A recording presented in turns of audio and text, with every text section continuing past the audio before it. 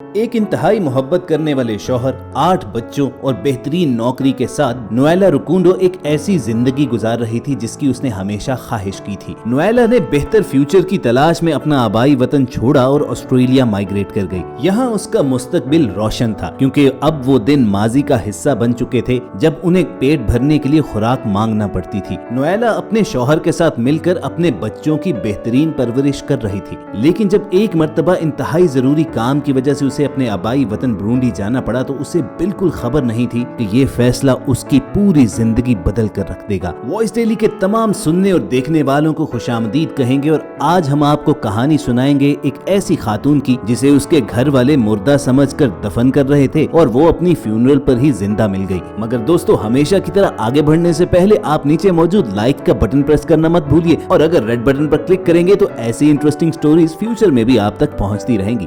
اپنے پہلے ہسبینڈ کے انتقال کے بعد 5 بچوں کی پرورش کی ذمہ داری نویلا کے کندھوں پر آ پڑی۔ 2004 میں اس بہادر خاتون نے بھوک اور افلاس کی زندگی سے نکلنے کا فیصلہ کیا اور اپنا آبائی وطن برونڈی چھوڑ کر آسٹریلیا چلی آئی۔ جلد ہی اس کا یہ فیصلہ بالکل ٹھیک ثابت ہوا کیونکہ ایک سیٹلمنٹ ایجنسی کی مدد سے آسٹریلین گورنمنٹ کی طرف سے اسے رہنے کو گھر اور نوکری بھی مل گئی۔ اس کی زندگی میں اور خوشیاں اس وقت آئیں جب اس کی ملاقات ایک اور افریقی ملک سے ہجرت کر کے آنے والے ایک شخص سے ہوئی۔ دونوں نے ایک دوسرے کو پسند کیا اور اپنی زندگی اکٹھے گزارنے کا فیصلہ کر لیا۔ نویلا کی دوسری شادی سے اس کے مزید 3 بچے ہوئے، لیکن اس کے دوسرے ہسبینڈ نے اس کے پہلے 5 بچوں کو بھی اپنی اولاد ہی سمجھا۔ مگر ایک ہی چھت کے نیچے زندگی گزارنے کے کچھ عرصے بعد نویلا پر اپنے نئے شوہر کی پرسنالٹی کے متعلق کچھ انکشافات ہوئے۔ وہ اگرچہ بہت اچھا باپ اور بے حد سپورٹیو تھا، لیکن بہت جلد غصے میں آ کر چلانا شروع کر دیتا اور بعض اوقات نویلا کے ساتھ مار پیٹ بھی کرتا۔ لیکن اس سے بھی زیادہ حیرانی کی بات یہ تھی کہ غصہ اتر جانے کے بعد وہ بالکل ایک بچے کی طرح نویلا کے پاس روتے ہوئے آتا اور اپنے اس ایکٹ پر معافیاں مانگنا شروع ہو جاتا۔ وہ بھی چونکہ اپنے شوہر سے محبت کرتی تھی، چنانچہ وہ سب کچھ بھلا کر اسے معاف کر دیتی۔ آسٹریلیا میں ایک مصروف زندگی گزارنے کے باوجود نویلا کا اپنے آبائی وطن برونڈی سے رابطہ نہیں ٹوٹا تھا، اور پھر ایک روز جب اسے معلوم ہوا کہ اس کی سوتیلی ماں جس نے اس کی پرورش کی تھی شدید بیمار ہو کر قریب المرگ ہو چکی ہے، تو نویلا نے سوچا کہ اسے ضرور ایک مرتبہ اس کو دیکھنے جانا چاہیے۔ مگر چونکہ اس کے خاوند کو کام سے چھٹی نہیں مل سکتی تھی اور وہ بچوں کو اکیلا نہیں چھوڑنا چاہتی تھی، چنانچہ میلبرن آسٹریلیا سے 7,500 میل دور اپنے آبائی وطن برونڈی اس نے تنہا جانے کا فیصلہ کر لیا۔ وہاں چونکہ اس کے پاس رہنے کا کوئی ٹھکانہ نہیں تھا، چنانچہ اس نے ایک ہوٹل میں چیک ان کیا۔ اپنی سوتیلی ماں کے انتقال کی خبر سن کر وہ انتہائی ڈپریسڈ اور سیڈ فیل کر رہی تھی، اور اس کے کفن دفن کے بعد جب وہ واپس ہوٹل روم پہنچی تو بہت تھک چکی تھی۔ اچانک اسے آسٹریلیا سے شوہر کی کال آئی، اور جب اس نے بتایا کہ وہ بے حد اداس اور پریشان ہے اور شاید سو جائے تو اس کے شوہر نے کہا کہ بہتر ہے کہ وہ تھوڑی دیر کے لیے باہر تازہ ہوا میں واک کر لے۔ نویلا نے اس کی بات مان کر باہر جانے کا فیصلہ تو کر لیا، لیکن اس کے وہم و گمان میں بھی نہیں تھا کہ یہ ایسے معاملات کی شروعات ہے جو اس نے کبھی سوچا بھی نہیں تھا کہ اس کے ساتھ ہو سکتا ہے۔ نویلا ابھی اپنے ہوٹل سے نکل کر کچھ دور ہی گئی تھی کہ اچانک اسے محسوس ہوا کہ کوئی اس کی جانب آ رہا ہے، اور اس سے پہلے کہ وہ سنبھلتی اس آدمی نے اپنی گن کا رخ نویلا کی جانب کیا۔ اس اجنبی آدمی نے نویلا کو یہ کہہ کر چلانے سے منع کر دیا کہ اگر اس نے شور مچایا تو وہ اسے گولی مار ڈالے گا۔ اپنی جان بچانے کے لیے خوفزدہ نویلا نے اس کی بات مان لی اور وہ شخص اسے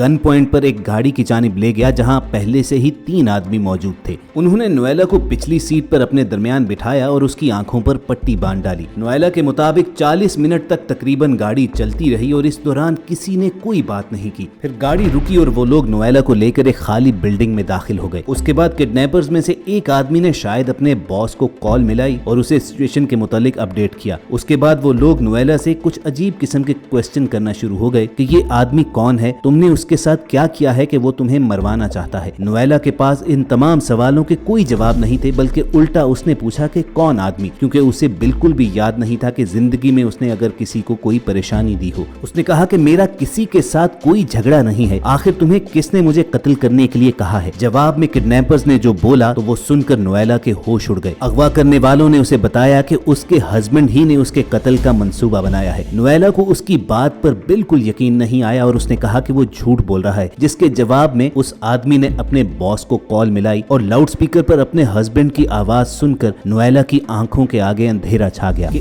1 گھنٹہ پہلے تک جو آدمی اس کی ماں کے انتقال پر اسے تسلی دے رہا تھا اور دل بہلانے کے لیے باہر نکلنے کو بول رہا تھا، وہ آدمی جس کے ساتھ اس نے زندگی کے 11 سال गुजारे, आज वो अचानक उसे कत्ल करने के मंसूबे बना रहा था। और जब वो उन गुंडों से पूछ रहा था कि वो कैसे उसकी बीवी को कत्ल करके उसकी लाश ठिकाने लगाएंगे, तब नोएला को लगा कि वो ऑलरेडी मर चुकी है और फिर वो बेहोश हो गई। जब उसे होश आया तो तीनों किराए के कातिल गौर से उसे देख रहे थे और उस वक्त उसे उम्मीद की छोटी सी किरण नजर आई जब उन्होंने कहा कि हम तुम्हें कत्ल नहीं करेंगे क्योंकि हम बच्चों और औरतों को मारते नहीं हैं। अगले 2 दिन नोएला को उन्होंने उसी बिल्डिंग में रखा और इस दौरान वो सोचती रही कि आखिर उससे ऐसी कौन सी गलती हुई कि उसके अपने ही शौहर ने उसे ठिकाने लगाने का मंसूबा बना लिया। इस दौरान उन किराए के कातिलों ने उसके शौहर को यकीन दिला दिया कि उन्होंने नोएला को मार डाला है और बाकी रकम भी उससे वसूल कर ली। दूसरी जानिब होटल के कमरे से अचानक गायब हो जाने पर और 2 दिन तक नोएला का कोई पता मालूम न होने पर उसका भाई बेहद परेशान हो गया। उसके भाई ने फौरन ऑस्ट्रेलिया उसके शौहर को कॉल किया, सारी सूरत हाल बताई और कहा कि फौरी तौर पर वो उसे पुलिस इन्वेस्टिगेशन शुरू करवाने की फीस भिजवा दे। हैरानकुन तौर पर उसके शौहर ने परेशान होने की एक्टिंग करते हुए फौरी तौर पर वो रकम भिजवा भी दी। दूसरी तरफ 2 दिन तक अपने पास रखने के बाद किडनैपर्स ने नोएला को कहा कि अब वो उसे छोड़ देंगे, लेकिन जिस कदर उसका शौहर उसकी जान के पीछे पड़ा हुआ था तो ऐन मुमकिन है कि उसने किसी और को भी कत्ल करने का कॉन्ट्रैक्ट दे रखा हो। उसने नोएला को जल्द से जल्द उस मुल्क से भाग जाने को कहा और यही नहीं बल्कि उसे आजाद करने से पहले गैंग के लीडर ने उसे एक मेमोरी कार्ड दिया जिसमें तमाम कॉल्स रिकॉर्डेड मौजूद थी। साथ ही साथ वेस्टर्न यूनियन की रसीदें भी उसने उसके हवाले कर दी जो एक सबूत थी कि नोएला को कत्ल करने के लिए उसके हस्बैंड ने ऑस्ट्रेलिया से उन्हें पैसे भिजवाए। नोएला को उस वक्त यकीन हो गया कि खुदा उससे मोहब्बत करता है, तभी तो वो मौत के चुंगल से बच निकली है, लेकिन वो ये जाल बिछाने वाले अपने मुजरिम हस्बैंड को जरूर पकड़ना चाहती थी। ऑस्ट्रेलिया में उसकी काउंटी के चर्च का पादरी नोएला को अच्छी तरह जानता था और वो भी उसका बेहद एहतराम करती थी। चुनाचे सबसे पहले नोएला ने उसी पादरी को कॉल किया और जब अपनी दास्तान सुनाई तो वो ये सुनकर हैरान रह गया, क्योंकि चंद दिन पहले नोएला का हस्बैंड उस कम्युनिटी में ये ऐलान कर चुका था कि नोएला की ब्रूंडी में किसी खतरनाक हादसे में मौत हो चुकी है। खुद को गमज़दा दिखाने के लिए वो सारा दिन चर्च में बैठकर रोता रहता और उसकी हालत पर तरस खाकर लोग उसे तसल्ली देने के लिए आते और कुछ उसकी माली मदद भी करते। 22 फरवरी 2015 के रोज नोएला हिफाजत से मेलबर्न वापस पहुंच गई, लेकिन वो बहुत मोहतात थी इसलिए वो सीधा घर नहीं गई। उसे जब मालूम हुआ कि उसके मुजरिम हस्बैंड ने उसकी याद में एक फेक फ्यूनरल सर्विस भी रखी हुई है, तभी उसने फैसला कर लिया कि उसी मौके पर वो दुनिया को उसकी असलियत के बारे में बताएगी। शाम 7:30 बजे नोएला ने एक गाड़ी हायर की और अपने घर के बाहर उसे पार्क करके उसके अंदर बैठ गई। नोएला ने देखा कि उसकी कम्युनिटी के लोग उसके घर जा रहे हैं और उसका हस्बैंड इंतहाई गमज़दा मुंह बनाए उनसे ताज़ियत वसूल कर रहा था। आहिस्ता आहिस्ता जब सभी लोग उस प्रेयर से उठकर चले गए और उसका शौहर घर के पोर्च में अकेला खड़ा था, तभी नोएला ने एंट्री मारने का फैसला किया। वो चलती हुई अपने घर की जानिब गई और रात के अंधेरे में भी उसे साफ दिखाई दिया कि उसे देखकर उसके शौहर का मुंह हैरत और खौफ से खुले का खुला रह गया। नोएला अपने मुंह से एक लफ्ज भी न बोली और उसके हस्बैंड को पता चल गया कि उसका मंसूबा नाकाम हो चुका है और वो पकड़ा जा चुका है। तभी वो एक मर्तबा फिर एक बच्चे की तरह रोते हुए उसकी जानिब आया और माफिया मांगने लगा। हमेशा नोएला ने माजी में मारपीट करने पर उसे माफ कर दिया था, लेकिन इस मर्तबा उसने तमाम हदें पार कर डाली। उसे अभी भी अपनी जान का खतरा था, इसीलिए उसने पहले ही पुलिस को कॉल कर दिया हुआ था और उन्होंने आकर मुकम्मल सबूत और शवाहिद मिलने तक उसके हस्बैंड को उस घर से निकल जाने का कहा। चंद रोज के बाद उसने कोर्ट में एक केस भी फाइल कर दिया और अपने केस को मजबूत बनाने के लिए पुलिस की एडवाइस फॉलो करते हुए उसने अपने हस्बैंड को कॉल किया, जिस पर रोते हुए उसने अपने जुर्म का इतराफ भी कर लिया। लेकिन वो ये नहीं जानता था कि पुलिस उसकी ये कॉल रिकॉर्ड कर रही है और जब इन्वेस्टिगेशन के लिए उसे बुलाया गया तो वो कई घंटों तक अपने जुर्म को मानने से इनकार करता रहा। लेकिन जब पुलिस ने नोएला की जानिब से फराहम किए गए वो तमाम फोन कॉल्स और वेस्टर्न यूनियन पेमेंट्स की रसीदें उसके सामने रखी तो वो रोना शुरू हो गया। लेकिन पुलिस और नोएला को अभी तक ये मालूम नहीं था कि आखिर उसने ऐसा किया क्यों, और बार बार सवाल करने पर उसने सिर्फ यही कहा कि बाज़ औक़ात शैतान आप पर इस कदर हावी हो जाता है कि आपसे जुर्म करवाता है और वो एक्ट करने के बाद आप ये सोचते हैं